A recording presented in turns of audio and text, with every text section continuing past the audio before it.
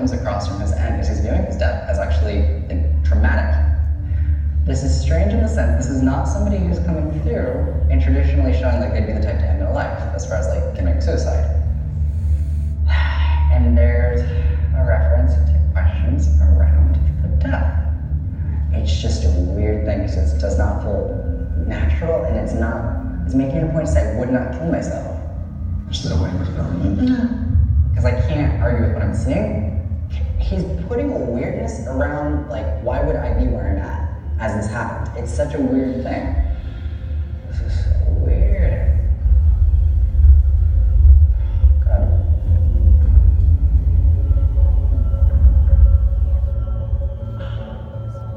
He would not have been able to see the person who did this. There is a feeling of almost not being able to see how this happens. And I don't know if it's due to the positioning, but I don't feel like I see, like the face of someone who shoots me, but I feel like I'm here and I'm gone, and it's really quick. But it just doesn't feel like a suicide. Trey died from a gunshot. And Trey was left-handed, but there was never any gunshot residue on his hands. That was the message, and I guess that's why he brought it up. I just don't think this is suicide. It does give me a certain level of peace, I guess, as crazy as that sounds, to know that he didn't do this. And my father so blamed himself, for him to see this and be like, that wasn't the case. Truly, means the world. Your side of family have to talk about your father, and when he comes across, he's very to the point, very direct with me. When this is coming across, he's not necessarily going to be one to show me a lot, but I think what he will show will have a lot of significance. But the feeling is like, when they talk, we're going to really take what they say into consideration. And he's a funny man, because he finds this entire thing like he would be thinking it's a load full. And so he's funny when he comes across, it's like, wow, I did not expect this to be real.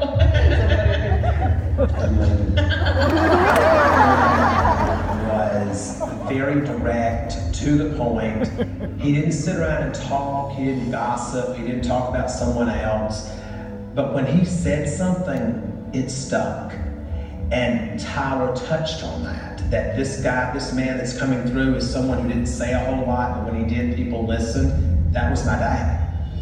But he's bringing me cancer, and this is actually helpful because he's bringing me cancer, he's talking about progressive spreading, and he is having me acknowledge this feeling before he passed away of a denial when it comes to breathing assistance.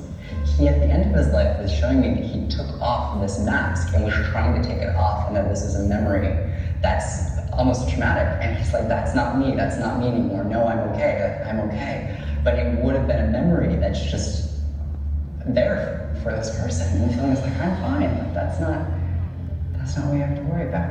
He knew that he was ultimately given this permission to be able to transition, and he was so thankful for this. And it seems like an extraordinarily difficult situation. Obviously all deaths are hard. This situation, there's some decision making, he didn't want certain decisions to be put on the family. And it's even in the context of after his death as well. And it's like, I wish I would have gotten this lined up a little earlier so I could have been prepared, but I wasn't. Because the doctor came in and Ty had to make the decision because he was basically hemorrhaging. Mm-hmm. And so it was causing him to lose consciousness, and Ty had to save him more. Right. And he had to make that decision that they weren't gonna keep giving him blood. Sure. And from this perspective, this feels honestly like a release. It's a freedom. There's a feeling of like, this is something that gives me peace because now I don't have to suffer and I can let go. But it seems to be the hardest decision of having to decide, do we keep him in this state or do we let him go and be peaceful? And he is so happy that he was let go physically because that's no quality of life. And he always said quality over quantity. And the feeling is like, I need to have quality. Mm-hmm. He did say that. And he is thankful for this, for being able to do that. He just would not have wanted his children to have to make the decision. The feeling is like they should not have to make that decision. And he is sorry that was a decision that had to be made. But he is not mad, he's okay with this. He comes through just very proud for the strength that was required to do this. So please note that. I've struggled, with having to say that it's okay for him to go. Because in my heart, I did not want him to go. So for Tyler to say that my dad said, thank you for giving me permission to leave, that right there is worth more than anything you could ever give me. Whose ring was this? My dad's. Nice. Tyler, you are not. So I'm going to do exactly what I said I would do for you. I believe you. I'm a believer of time. I'm a believer of everything, but I can tell you that you hit on things today for Judah to come here and get the level of peace that because you gave her what she came here for. So whether you know that or not, you gave her what she was looking for. So glad. And for that, we're very blessed. So I thank you. Thank you, guys.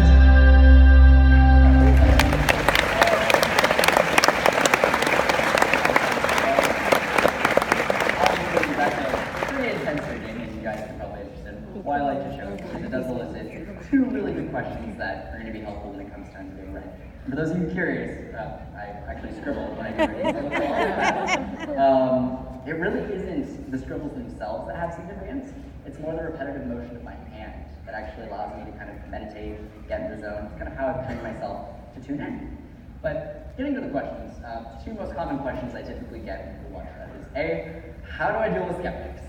And I'll tell you, I do absolutely nothing differently whatsoever. I've read people ranging from Dr. Drew to Tom Arnold. For me, it's very important to stick to the information. And one thing that I do feel has helped skeptics understand the process more is that I tell people I never want to circle to fit a square when it comes to the information. I never want to circle to fit a square. Do you guys understand what that means? Mm-hmm. It's going to be helpful to understand when it comes to reading. So if I'm getting, lung cancer and a loved one died of a heart attack, it's not them. So circle square, it's just good to kind of keep that in mind from the perspective of being read. The second question people often ask is how do I do what I do as far as what do I see, what do I feel, what's going on internally. I dedicated my life to trying to figure out how to word it, and I still can't quite do it justice, but I do say that the sixth sense uses the other five senses to communicate. So I might hear a noise, I might get a smell, I might get a physical sensation that corresponds with how someone passes. I basically have to note any subtle changes that go on in my body. This is a very subtle process. It's not like the sixth sense. I don't see all of your dead grandmothers. What does that see? It's not how it works. For those of you who can relate, it's kind of like when you're in high school and the teacher's talking about a subject you're not really interested in, you kind of zone out. Well, that's essentially the mindset I have to get into when I do a reading. I kind of have to zone out and enter kind of like a waking daydream, as oftentimes those are actually impressions that are coming through.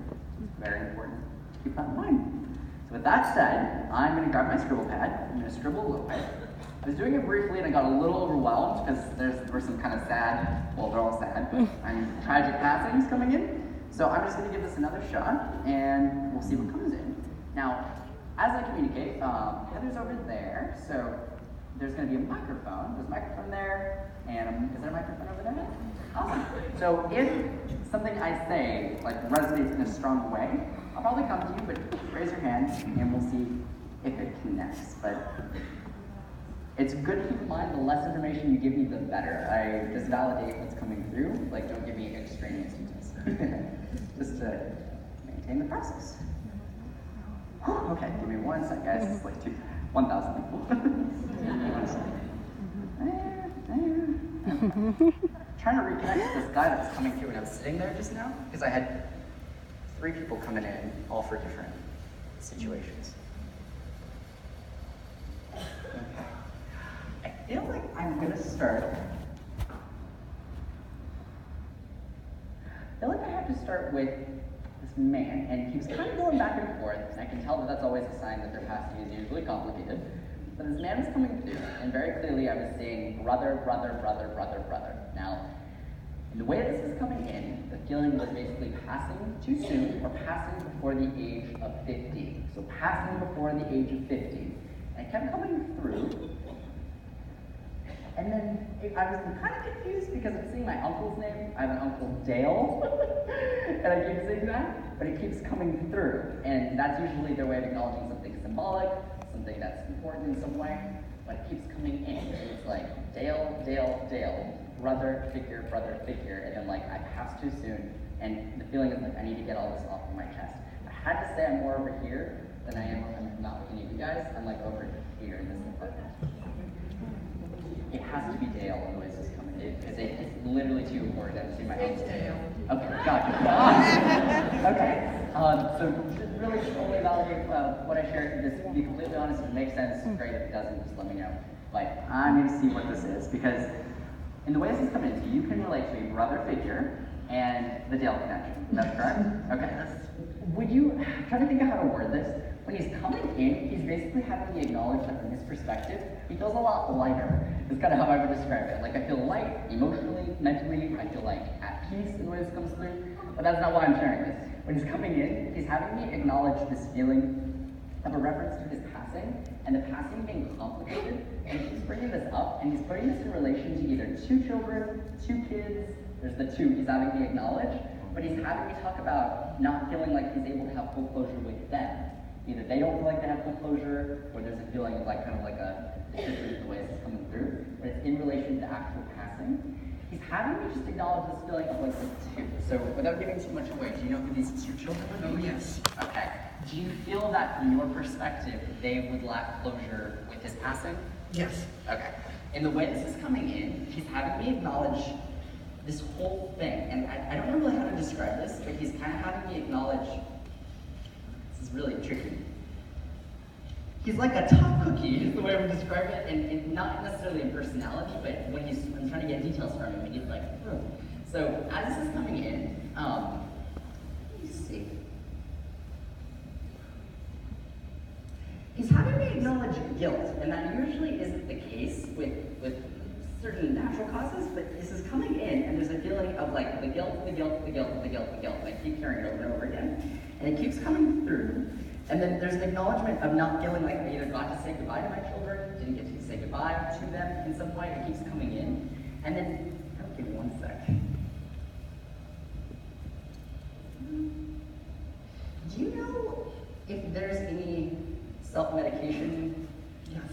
Gotcha. Okay.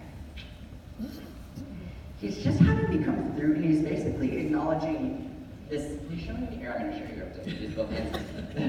He's showing me like a sliding scale, and when he's doing this, it's his way of acknowledging basically like I'm good emotionally, and then I fall back into not doing good emotionally, and then I do okay emotionally, and I'm on the mend, and then I'm not doing good emotionally. So if someone deals with a sobriety issue, if someone deals with self-medication issues, I don't know what this is, but the feeling is like I'm kind of going up and I'm going down. Like I get on the wagon and I fall off the wagon, and it just kind of keeps coming in. Do you understand that dynamic within family? Totally. Okay. I need you to know in the way this comes through, he is completely at peace with this in the way this comes in. He almost feels like he was either tormented emotionally in some way. It feels basically like finally I'm at peace and I'm okay, but it's just the way that this happened. He doesn't like the way that it happened, and there's a feeling of like I'm sorry to the kids around this, and it just keeps coming through. He's also having me acknowledge not wanting a family member to see him right after this happens. So the way that I would describe it is either someone discovering somebody or someone entering a room after someone passes away and seeing their body, for example. So there's this feeling of basically like I don't want to be seen by someone I know, like in the way this comes in, but it's in relation to the timing of the passing, and it keeps coming in. And then there is a reference in the way this comes through. There's a situation involving like, I don't know how to word this. It's not a custody thing, but it's a family dynamic change. This is kind of how I'm trying to describe this. Give me one sec. If you get this, it'll be amazing. It's weird the way it's coming in.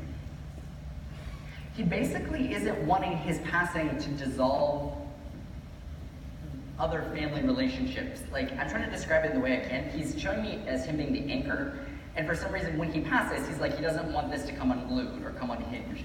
And there's a feeling of a reference of the mother of a child keeps coming in, and a feeling of like needing help, needing assistance, needing help, needing assistance.